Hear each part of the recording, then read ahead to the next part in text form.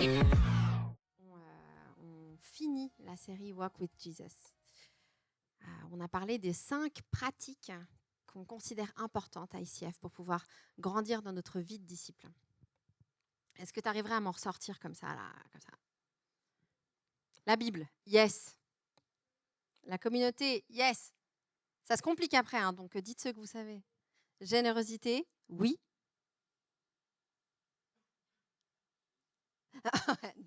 Un truc du genre.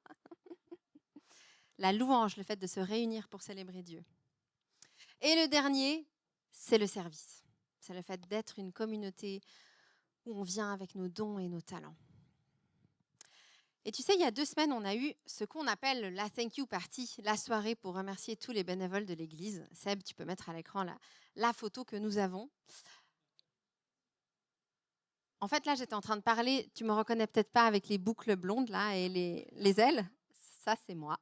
Et je m'adressais à nos bénévoles qui avaient pu être présents. On était une 60aine en tout, mais c'est pas tous les bénévoles, tu te rends compte? C'est quand même un truc de dingue que je tiens à relever en commençant ce message.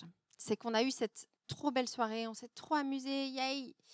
Et en fait, après la Thank You Party, j'ai eu beaucoup d'émotions.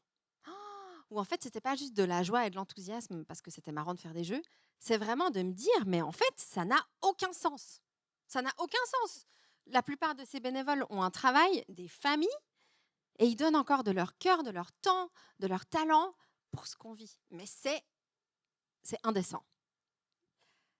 C'est merveilleux de se dire que chaque dimanche, tu le réalises peut-être pas ou peut-être que tu es là de temps en temps, mais à 9h du mat, il y a un groupe qui se retrouve dans cette salle, un autre groupe dans une autre. Après avoir déjà préparé tout ce qu'il y a à préparer, on se retrouve, certains avec les yeux encore tout collés, je ne citerai pas de nom, mais on se retrouve et on se dit, OK, c'est parti. Aujourd'hui, il y a une célébration, 2 célébrations, et on va pouvoir vivre l'Église ensemble.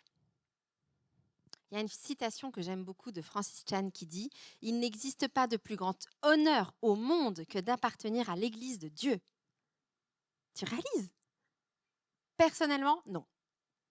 Je ressens pas nécessairement la fierté d'être là, genre « Yay !» Tu sais, le truc où tu es super fier de dire où tu as été durant ton week-end. Est-ce qu'on a ça? Pas parce que les lumières sont cool ou que les chaises sont confortables. Ça, on s'en fiche. Là, moi, à 15 ans, j'avoue, j'étais super fière de dire qu'on n'avait pas des bancs en bois à l'église. Maintenant, j'ai mûri et ma fierté ne réside pas là-dedans. Mais elle réside dans quoi, ma fierté d'être chrétienne, ma fierté d'appartenir à une église? Parce qu'elle est importante. Ce côté de se dire « Waouh, j'aime mon église, j'aime ma communauté. Et je suis là. » L'église, c'est ce que Dieu chérit le plus sur terre. C'est son épouse. L'église, c'est ceux à qui Dieu confie une mission. D'aller parler à sa place, d'aller aimer à sa place, de voir à sa place. Nous sommes ses représentants. Nous sommes ce qu'il protège avec toute son armée d'anges, la prunelle de ses yeux. Nous sommes le lieu où il décide d'habiter. C'est un petit peu ce qui nous attend aujourd'hui. Et pour entrer dans le vif du sujet, je te propose d'ouvrir ta Bible au chapitre 12 de l'Épître aux Romains. On va voir ce passage ensemble. On peut lire à partir du verset 3 à 13. C'était le passage de Brad d'il y a 2 semaines pour ceux qui font le plan de lecture avec nous, le plan annuel. En vertu de la grâce que Dieu m'a faite, voici ce que je dis à chacun d'entre vous. N'allez pas au-delà de ce à quoi vous devez prétendre. Tendez au contraire à une sage appréciation de vous-même, chacun selon la part que Dieu lui a confiée. Chacun de nous a, dans un seul corps, de nombreux organes, mais ces organes n'ont pas tous la même fonction. De même, alors que nous sommes nombreux, nous formons ensemble un seul corps par notre union avec Christ. Et nous sommes tous, et chacun pour sa part, membres les uns des autres.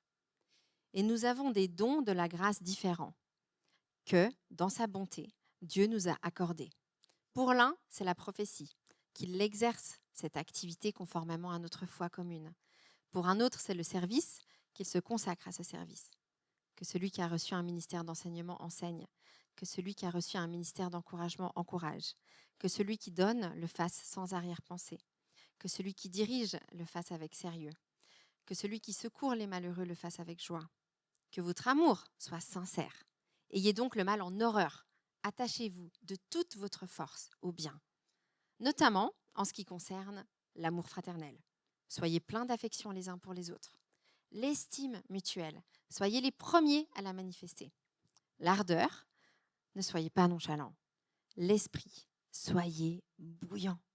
Le Seigneur, soyez de bons serviteurs. L'espérance, qu'elle soit votre joie. L'épreuve, qu'elle vous trouve plein d'endurance. La prière, priez avec persévérance. Les besoins de ceux qui font partie du peuple saint, soyez-en solidaires, toujours prêts à pratiquer l'hospitalité. C'est un de mes chapitres préférés dans la Bible. Et si tu me connais bien, tu sais que je dis ça souvent, mais c'est pas ma faute. En ce moment, j'ai la chance de pouvoir amener des messages sur des versets que j'aime déjà beaucoup. Et ce chapitre en fait vraiment partie. Mais tu sais, on aurait tendance à imaginer, à voir ce chapitre un peu comme un truc de bisounours. C'est tellement simple. Qu'est-ce que Paul raconte là ? Mais qu'est-ce qu'il nous dit vraiment ? On va voir ensemble un petit peu le contexte. Comme l'épître de la lettre l'indique, il s'adresse aux Romains. L'église de Rome était une église qui était constituée de chrétiens juifs et de chrétiens non juifs. C'était une église qui avait déjà quelques années et qui était passée par pas mal de difficultés. L'une d'elles, c'était le fait que l'empereur avait exilé les Juifs de la ville pendant 5 ans. Après 5 ans, ils ont pu revenir. Et du coup, l'Église se retrouve et doit réapprendre à fonctionner ensemble. Et là, tu te dis, qu'est-ce que ça change vraiment ? Ce que ça change, c'est au niveau des traditions. Il y avait des traditions qui étaient tellement importantes pour les chrétiens juifs, alors que les chrétiens non juifs, ça n'avait absolument aucun sens. Et ils devaient apprendre à s'attacher à ce qui était essentiel. L'autre chose importante à relever par rapport au contexte, c'était que Rome était une ville un empire extrêmement élitiste. Si tu étais bien éduqué, si tu avais des moyens, tu étais admiré. Si tu n'avais pas ça, et qu'en plus tu étais une femme, tu étais méprisé. Les classes sociales étaient vraiment très marquées et très mises en avant. Ce qu'il faut savoir par là, c'est que ça constituait toute la façon d'être, toute la façon de vivre. La culture était vraiment imprégnée de ça. Du coup, une église là-dedans, ça veut dire quoi ? Ça veut dire une église qui doit vraiment aller à contre-courant de tout ce qui se passe autour. Une église où, en fait, tu te retrouves à manger à table, à prendre la communion avec des personnes à qui tu n'adresserais vraiment pas la parole en dehors, parce que tu les mépriserais en dehors. Et puis là, l'église fonctionne différemment. Ça leur demandait un tel effort, ça leur demandait un tel engagement. C'était vraiment, vraiment pas rien. C'était vraiment pas les bisounours. Et là, Paul, il écrit cette lettre pour cette raison-là, parce qu'il sent que l'Église est en train de se diviser, en train de se disperser, qu'ils ne sont pas en train de vivre cet amour que Jésus a modelé. Il semblait y avoir des chrétiens dans cette Église-là qui commençaient à mépriser les autres en se mettant en avant parce qu'ils étaient ci ou ça, un peu à se laisser influencer par leur époque. Et là, Paul, il écrit cette lettre pour ça. La lettre entière consiste à les encourager à rester unis. Mais unis autour de quoi ? Du chapitre 1 au chapitre 11, Paul rappelle l'Évangile. Il rappelle ce sur quoi ils doivent tous être d'accord, ce sur quoi nous devons tous être d'accord en tant que chrétiens. C'est quoi les essentiels ? Après, il y a les broutilles. Ça, il en parlera à la fin de l'épître. Mais les trucs essentiels, c'est quoi ? C'est que Jésus est mort sur la croix, que c'est son sacrifice qui fait toute la différence, qu'il accorde la justification, la rédemption, le pardon.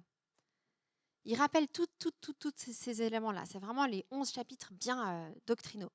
Et vient le chapitre 12, on ne l'a pas lu, mais il dit vraiment « Je vous exhorte donc à offrir votre corps comme un sacrifice vivant, que votre intelligence soit renouvelée pour que vous sachiez ce qui est bon, ce qui fait plaisir à Dieu, ce qui est parfait. » Et ensuite, du chapitre 3 jusqu'à la suite et jusqu'à les chapitres d'après, enfin le verset 3, pardon, et les chapitres qui suivent, c'est comment, en fait, concrètement, pratiquement, vivre la théologie.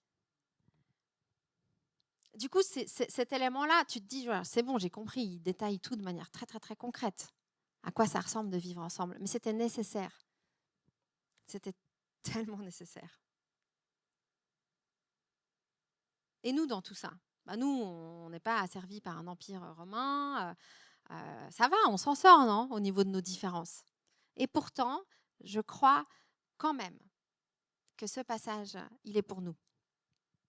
Il est pour nous parce que c'est pas forcément simple, non, de vivre l'Église, de trouver sa place, de pouvoir s'engager pour servir.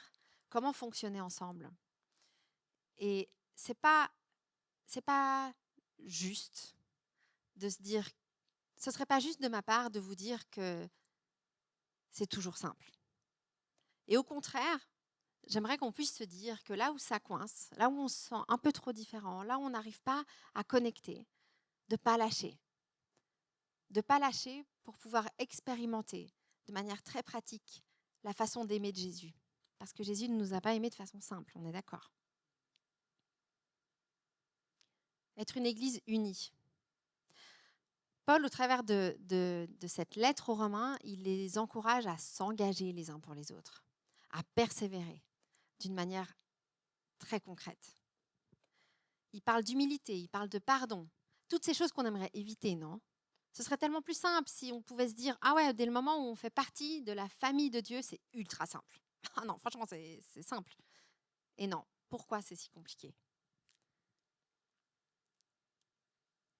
On va y répondre après, t'inquiète pas, je ne vais pas te laisser avec ça, comme ça. L'Église, je te propose 3 mots pour la définir. L'Église est un sacrifice, l'Église est un corps, l'Église est un signe.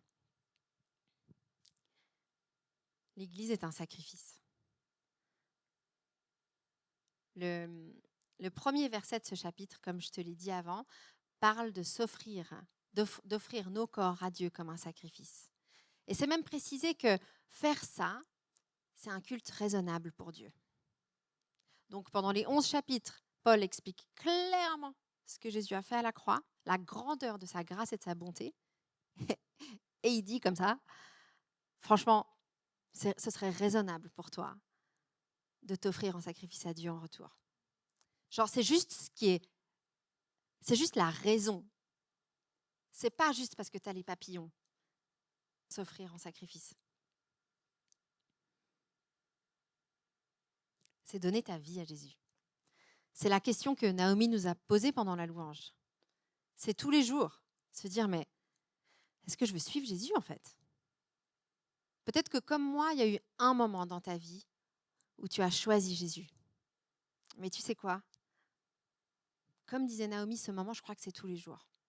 C'est tous les jours de se dire, OK, aujourd'hui, est-ce que je suis prête à tout abandonner pour Jésus? Ou est-ce que je me rattache à ce que je peux performer dans ma journée, à ce que mes responsables pensent de moi, à mes notes à l'école? Sur quoi est-ce que tu te rattaches?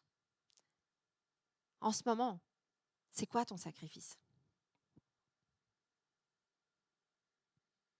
Et l'Église, au final, c'est un groupe de gens qui se retrouvent semaine après semaine et qui donnent leur vie à Jésus continuellement. L'Église est un sacrifice. L'Église est un corps, Paul l'a très bien expliqué dans le passage, on est tous différents. On a des sensibilités spirituelles différentes, on a des dons et des talents différents, on a peut-être des avis politiques différents, on a des histoires de vie tellement différentes. Et parfois, ça complique les choses. Parce que ce serait tellement plus simple si tout le monde pensait comme moi. Mais non, ce ne serait pas plus simple. Ce serait pas ce que Jésus veut. Nous sommes un signe. C'est à l'amour que nous avons les uns pour les autres que les gens verront Jésus. Et tu sais, il y a un truc que j'aime beaucoup dans la parole de Dieu, c'est quand il y a des effets miroirs entre l'Ancien et le Nouveau Testament. C'est des pépites comme ça. Tu sais, dès le moment où tu comprends un truc, tu as l'impression qu'une nouvelle dimension s'éveille. Et il y en a tellement. Et il y en a une que j'aime particulièrement. Tu connais peut-être ou pas. Je vais me faire un plaisir de te la détailler. 2 Chroniques 7, verset 1. Lorsque Salomon eut achevé de prier, le feu descendit du ciel et consuma l'holocauste et les sacrifices. Et la gloire de l'Éternel remplit la maison. Ce verset-là explique ce qui est passé durant l'inauguration du temple. Salomon a construit un temple pour Dieu, selon des instructions très, très, très claires venant de Dieu, exactement comment les briques devaient être positionnées, tout comment devait se passer. Enfin, Dieu, il a vraiment choisi sa maison. Tu sais. Il a choisi sa maison et il leur a dit, ça, ce sera l'endroit où ma présence sera sur terre. C'est l'endroit où les cieux et la terre s'entrechoquent. C'est l'endroit où résidera la présence du Dieu Tout-Puissant. Acte 2, versets 2 à 4. Tout à coup, il vint du ciel un bruit comme celui d'un vent impétueux. Il remplit toute la maison où ils étaient assis. Des langues semblables à des langues de feu leur apparurent, séparées les unes des autres, et se posèrent sur chacun d'eux. Et ils furent tous remplis du Saint-Esprit. Ce passage, c'est le passage de la Pentecôte. C'est après la mort, la résurrection et l'ascension de Jésus. Les disciples attendent. Qu'est-ce qu'ils attendent ? Ils attendent l'inauguration de l'Église. Ils ne le savent même pas encore. C'est quoi les pierres ? C'est quoi le sacrifice ? Ces 2 passages sont identiques. Ces 2 passages parlent de l'inauguration du lieu où réside la présence de Dieu. Les sacrifices qui sont offerts, il y a le feu de Dieu qui tombe et la présence de Dieu qui remplit le lieu. Dans les actes, il y a les pierres. C'est qui les pierres ? C'est chaque disciple de Jésus qui sont en ce lieu. C'est quoi le sacrifice ? C'est leur cœur. Parce qu'ils disent, disciples, je tiens à dire hommes et femmes, ils sont là et ils disent, Seigneur, je te donne ma vie. Je peux mourir aujourd'hui, je peux mourir dans 1 semaine, je peux mourir dans 10 ans. Ma vie t'est consacrée, Seigneur. Le sacrifice est là. Et le feu de Dieu descend. Et ce lieu est rempli de la présence. Mes frères et sœurs, nous sommes ça. Ce que dans l'Ancien Testament était considéré comme la chose la plus sacrée, la chose qui contenait la présence de Dieu. Ce n'est pas cette salle, c'est nous ensemble. Dans l'Ancien Testament, le temple était tellement sacré. Si tu osais le maltraiter, tu te rends compte ? Tu t'imagines aller taguer une cathédrale ? Nous sommes la maison de Dieu ensemble. Nous sommes chacun brique que nous sommes, un peu fissurés, un peu abîmés, qui essayons de... Alors oui, nous sommes précieux en tant qu'Église aux yeux de Dieu.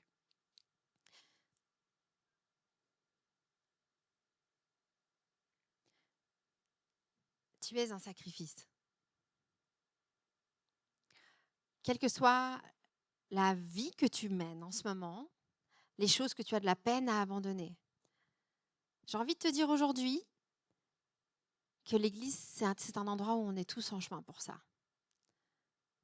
On est tous en chemin pour continuellement apprendre à abandonner notre vie à Christ. Tu fais partie d'un corps avec tes particularités, avec ta façon de voir Jésus, avec ton histoire de vie, avec les défis que tu traverses. Tu fais partie du corps. Tu es un signe. Parfois, ça coûte, hein. Mais ta façon de choisir d'être en lien avec les autres chrétiens permettra de révéler Jésus. Alors, accrochons-nous. Accrochons-nous parce que quand on se réunit, le feu de Dieu descend. Et c'est sa puissance qui est manifestée. Tu sais, vendredi soir, on avait une soirée avec les moniteurs du ministère qui... C'est marrant, en fait. Ça donnerait quoi si je le relis en remplaçant les indications que Paul nous donne, en remplaçant ça par Jésus? Ça donnerait quoi? On essaye? Jésus a offert son corps comme un sacrifice vivant, saint et qui plaît à Dieu. Il n'a pas pris comme modèle le monde de l'époque, mais il a été transformé par le renouvellement de son intelligence pour pouvoir discerner la volonté de Dieu, choisir de faire ce qui était bon, ce qui plaisait à Dieu, ce qui était parfait. Jésus encourage, Jésus donne sans arrière-pensée, Jésus dirige avec sérieux, Jésus secourt les malheureux avec joie. L'amour de Jésus est sincère. Il a le mal en horreur. Il s'est attaché de toutes ses forces au bien, au point d'être cloué sur une croix. Jésus est plein d'affection. Il a de l'ardeur et non de la nonchalance. Il est fervent pour l'esprit et il sert de tout son cœur. L'espérance est sa joie. Jésus est endurant dans l'épreuve. Jésus prie son Père avec persévérance. Jésus se soucie des besoins de ceux qu'il aime. Alors oui, Dieu a demandé à ses disciples d'être un sacrifice, d'être unis comme un corps, d'être un signe. Mais il nous demande de le faire en se laissant d'abord imprégner par ce que Jésus lui-même a fait, parce que Jésus a été un sacrifice, parce que Jésus, à lui tout seul, dans son corps, a porté le péché du monde. Parce que quand on regarde la croix, on voit un signe. On voit un signe de la place que Dieu nous réserve avec lui pour l'éternité. Je trouve ça magnifique de me dire que tout ce que Dieu nous demande, il l'a lui-même fait d'abord. Alors aujourd'hui, je ne te demande pas de servir. Aujourd'hui, je te demande de te laisser servir par Jésus. Un des versets que j'aime beaucoup, encore, dit « Aimez-vous les uns les autres comme je vous ai aimés ». En tant qu'Église, à quoi ça ressemble de s'aimer les uns les autres comme Jésus nous a aimés? C'est en se pardonnant, en considérant les autres avec une valeur inestimable, en réussissant à s'attacher de tout notre cœur au bien. J'aime tellement ce verset. C'est pas juste genre, oui, choisis de faire le bien. C'est attache-toi. Prends la colle la plus solide que tu peux trouver et attache-toi pour ne plus jamais te détacher de ce qui est bien. Attache-toi à Jésus. Aimez-vous comme je vous ai aimé. Tu sais, quand il dit ça, il fait quelque chose de très, très, très spécial. Il se met à genoux devant chacun de ses disciples et il leur lave les pieds. Ça, c'est notre Dieu. Je trouve ça tellement, tellement beau comme Jésus renversait absolument tous les codes jusqu'à même celui-là. Je suis votre roi, je suis votre maître, mais je suis aussi votre serviteur parce que je donne ma vie pour vous. Et pour ce moment de face-to-face qu'on va prendre maintenant, j'aimerais t'inviter à non seulement penser à ces 3 mots, sacrifice, corps uni et signe, mais à d'abord, comme Paul l'a fait dans cette lettre, à d'abord t'accrocher à l'évangile. D'abord t'accrocher à ce que Jésus fait pour toi. Et ensuite, choisis d'offrir ton cœur comme un sacrifice. Choisis de t'unir à l'Église comme un corps qui a besoin de toi et où tu as besoin des autres. Et choisis par tes paroles, par tes gestes, par ta façon d'être, ensemble, d'être un signe. Mais d'abord, qu'est-ce que ça fait à ton cœur d'imaginer Jésus qui te sert? Je te propose de fermer les yeux. Et je vais te conduire dans quelques minutes de méditation à propos de ça. Et ensuite, je prierai. Imagine, tu es de ceux qui ont la chance d'avoir pu marcher avec Jésus pendant 3 ans. Tu l'as vu faire, tu l'as vu être, mais par-dessus tout, tu l'as laissé parler dans ta vie. Tu l'as laissé te donner un nom nouveau. Tu l'as laissé te relever alors que tu étais dans le péché, alors que tu étais loin de lui. Tu as accepté de lever la tête vers lui, d'attraper sa main et qui te relève. Tu as accepté qu'il soit ton sauveur et Seigneur. Et tu l'entends te parler qu'il va partir, qu'il va mourir. C'est un concept. Jusqu'à un moment précis. Jusqu'au moment où tu le vois se mettre à genoux devant toi. Non, attends, ça n'a aucun sens. Ça n'a aucun sens, Seigneur, que tu te mettes à genoux devant moi. C'est moi qui te sers. C'est moi qui veux faire un effort pour être digne de toi, Seigneur. Si je pouvais faire quelque chose encore de plus, je le ferais. Et Jésus, il te dit, alors accepte, assieds-toi et accepte que je te serve. Et là, tu vois Jésus qui délace tes chaussures. Oh non, qu'est-ce qui se passe? Ça, c'est les esclaves qui font ça. C'est quand on arrive chez quelqu'un et que on est accueilli parce qu'on est plus élevé, qu'on est digne. Mais je ne suis pas digne, Seigneur. C'est moi qui suis digne de m'occuper de toi. Et Jésus te regarde dans les yeux et te dit, mais je t'aime. Je t'aime. Et tu as besoin d'expérimenter à quel point je suis ton serviteur pour pouvoir toi aussi devenir un serviteur.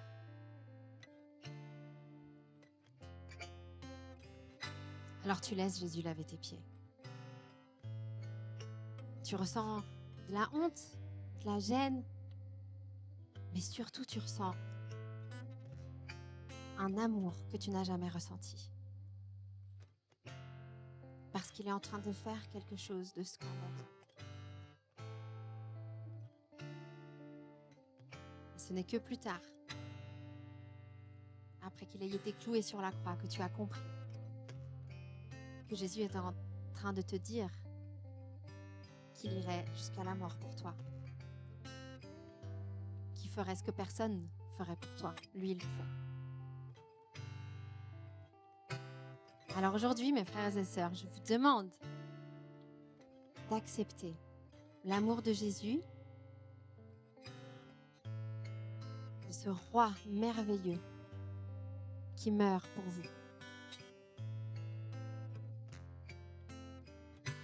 Pour que vous n'ayez plus rien à faire.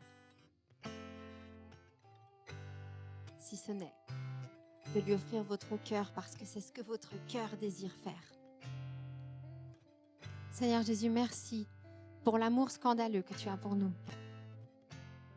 Seigneur, je te demande pardon pour toutes les fois où j'essaye encore de faire par moi-même. Seigneur Jésus, je prie pour que notre Église soit une Église où on s'élève mutuellement, où on se pardonne, où on gère le conflit ou les moments difficiles en regardant à toi et en faisant comme toi. Seigneur, je prie pour qu'on puisse se laisser servir par les autres.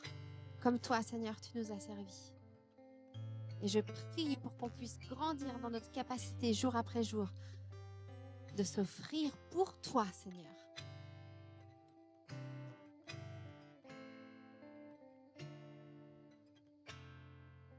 Seigneur, que nous soyons un sacrifice que tu peux venir embraser par ton amour.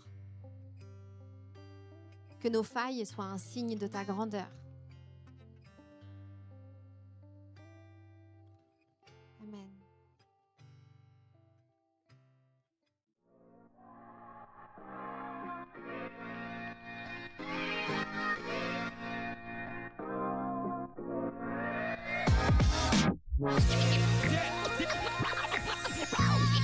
Yeah.